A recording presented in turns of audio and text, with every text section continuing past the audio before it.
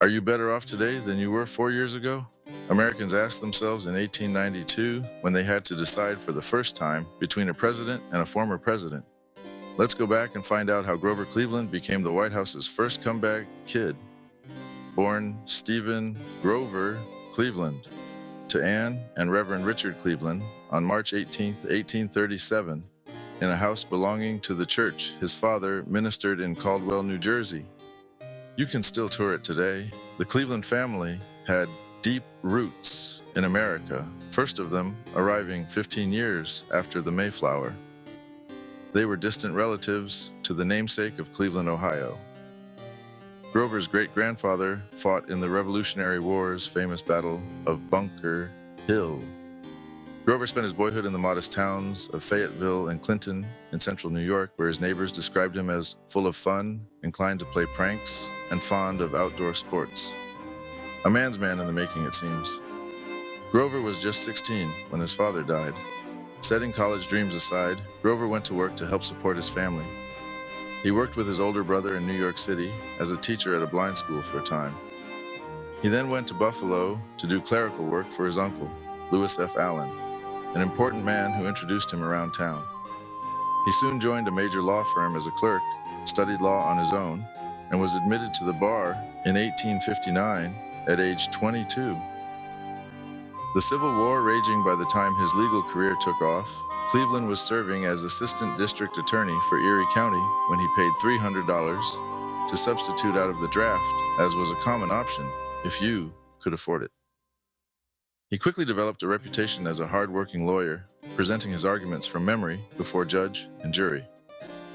A popular gent who loved to hunt and fish with his male companions, Big Steve, as Grover was known, was a good man to have as a friend. Thoroughly provincial, he never traveled, seldom read fiction, poetry, watched plays, or listened to music. He enjoyed hard work, political organizing, poker parties, drinking with his buddies, and other simple pleasures. On the other hand, while holding any office, Cleveland ran it as his constituents expected him to, with common sense, fiscally responsible, and without corruption. Very rare qualities in politics today or in the Gilded Age. In 1870, Cleveland was elected sheriff of Erie County, a position he held until 1873. His commitment to honesty and efficiency did not go unnoticed. He then returned to practicing law, and over the next 8 years, he amassed an impressive savings account of $75,000 and a full body weight of 250 pounds. A big man. Returning to politics in 1881, he was elected mayor of Buffalo, a city grappling with the same corruption that plagued politics nationwide. Cleveland, however, refused to play the game. He was no Boss Tweed. These battles he was to experience shaped him for higher office and a rendezvous with destiny. He viewed his leadership role as a sacred duty to serve the public good. This manifested in his now famous frugality and willingness to stand up to powerful interests. He scrutinized every city contract, vetoing those he deemed wasteful or corrupt, earning him the moniker Veto Mayor. He was the one-man department of government efficiency of his time. This guy means business. One particular notable fight involved a corrupt street cleaning contract. Despite intense pressure from powerful party bosses, Cleveland bravely vetoed the contract, deeming it grossly overpriced. His veto message read, "In part, I believe in rewarding friends, but I will not reward them at the expense of the taxpayers."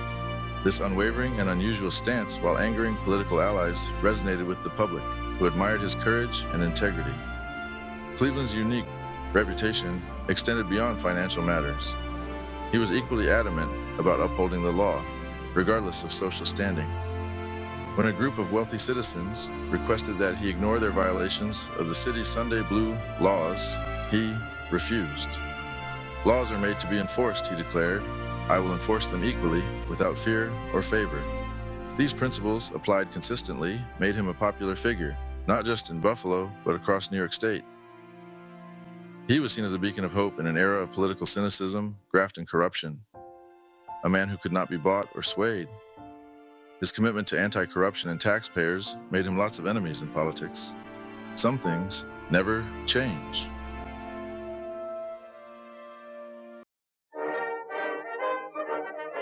Reputation for results and man of the people well established, it was time to consider higher office. He quickly went from mayor of Buffalo in 1881 to governor of New York in 1882.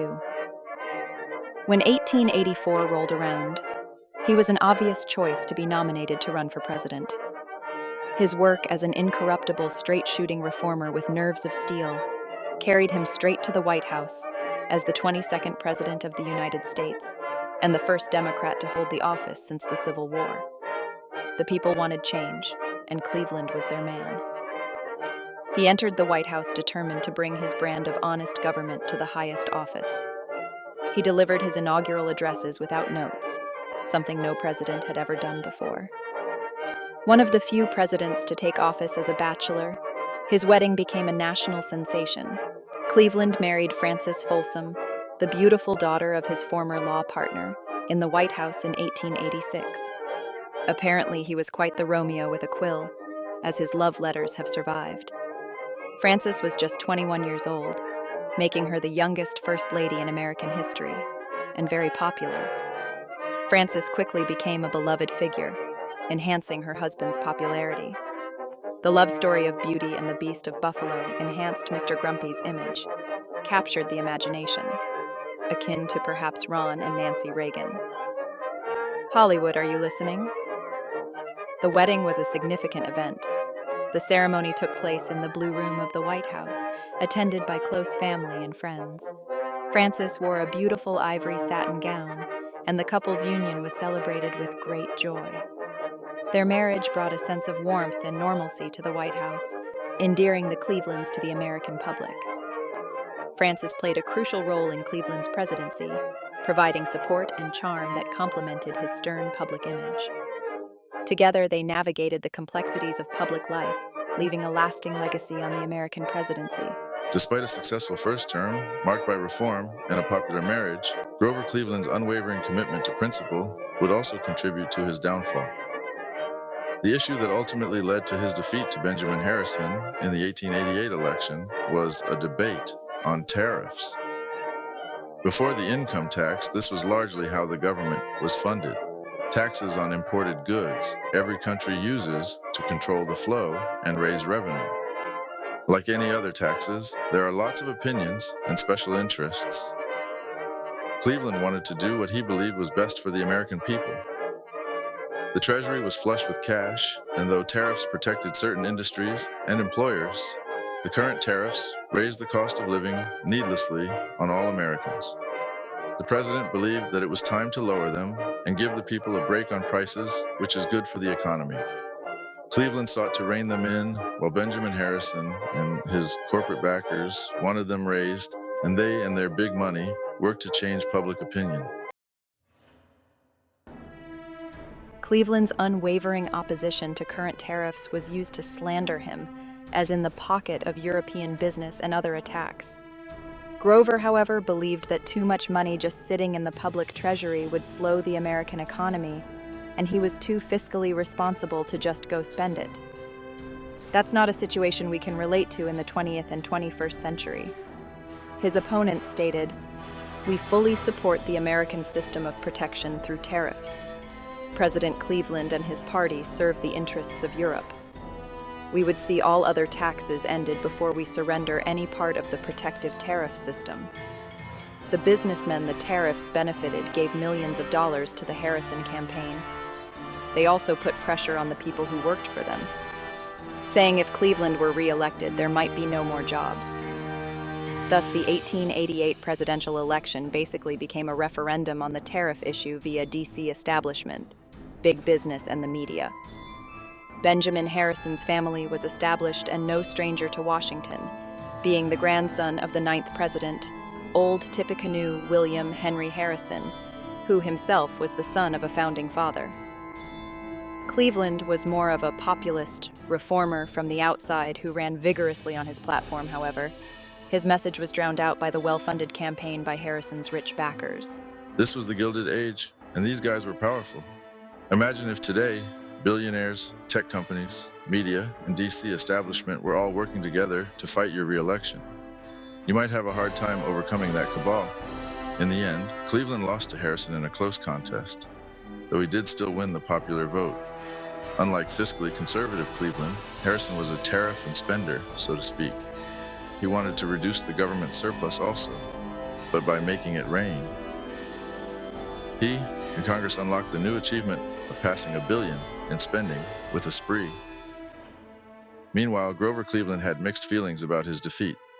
He wanted to finish his work. He believed his policies were best for the country. He had more to offer.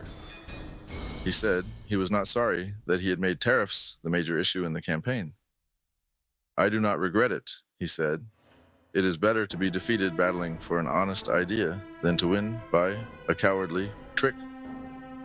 President Harrison and Congress did all kinds of spending and tariffing. The surplus evaporated, and so did the good economy. The public may not have been sure who to believe or which was better for them. Now, they would get to find out. This was going to get interesting. To beat these guys, you'd have to reach the hearts of the people, outwork opponents, and be a powerful persuader with a great reputation. I think we know just the guy. Some interesting footnotes. The Cleveland's first child, a daughter born between his terms, was named Ruth and became somewhat of a national sensation. Baby Ruth, as she was known, was a sickly child who tragically died from a mild case of diphtheria at just 12 years old. A tragic loss for the Clevelands and the nation. 16 years later, a candy bar was named after her that we still have to this day. Most people assume it was named after baseball legend Babe Ruth, whose career had taken off that same year. But if that were the case, the candy company would have to pay him a very large royalty for using his name. So obviously this candy maker located near Wrigley Field just had a deep sense of nostalgia for the former president's daughter decades later. Makes sense. I just wish the Clintons would have named Chelsea Patrick Mahomes. I would have the perfect business idea. President Cleveland is also the one who signed Labor Day into law, effectively ending summer and the wearing of white for the year. I'm not sure how they ever ended summer before this. Later in life, he was friend and advisor to the likes of Teddy Roosevelt, another man of steel. It's Election Day 1892. The people are ready for a change. A change back to better days. The choice between the same two men, but now with the advantage of having seen them both in office. When Cleveland lost in '88, he did not give up on his commitment to finish the job, and his fighting spirit remained. The destiny that had been abruptly halted wasn't over. This time he wouldn't be stopped, and it seemed he had the hearts and will of the people behind him. Benjamin Harrison faced criticism for wasteful spending, and people were arguably worse off than 4 years ago. The central issue again, tariffs. The public, weary of economic uncertainty and the excesses of the administration, made it clear who they were going to elect this time. Cleveland didn't change his message. The people came back to his side, and he triumphantly returned to the White House in what must have seemed like the greatest victory in history to that day. Voters wanted a return to better times, and this was the first time in history that they elected a former president back to office for a non-consecutive term. Something that would not happen again for 132 years in 2024, when Donald Trump made a triumphant return to the White House. Even in the face of defeat, dedication to principle, and unwavering service to the nation could ultimately be rewarded, if you can get back there. In his second term, Cleveland had new problems. He famously fought against the annexation of Hawaii and other expansionism. He thought that what was done there was criminal, and tried to restore the Queen. Something Hawaiians have not forgotten to this day. The annexation would have to wait for another president because he wasn't going to allow it. He eventually retired, and soon after suffered the tragic loss of his first child, Ruth. Cleveland fought corruption, even in his own party, the status quo, the establishment, and powerful special interests. He fought his way back to finish his story, and to do what was right for the American people, who made him the first comeback kid president. Many books were written about this era, and many schools and babies were named after him. If you search Grover Cleveland, you will see a few notables, like a famous baseball player. He was a man of steel and integrity, and if need be, the veto king. At least that's how we see it. What about you? Thanks for watching. Don't forget to like and subscribe, and let us know your thoughts below.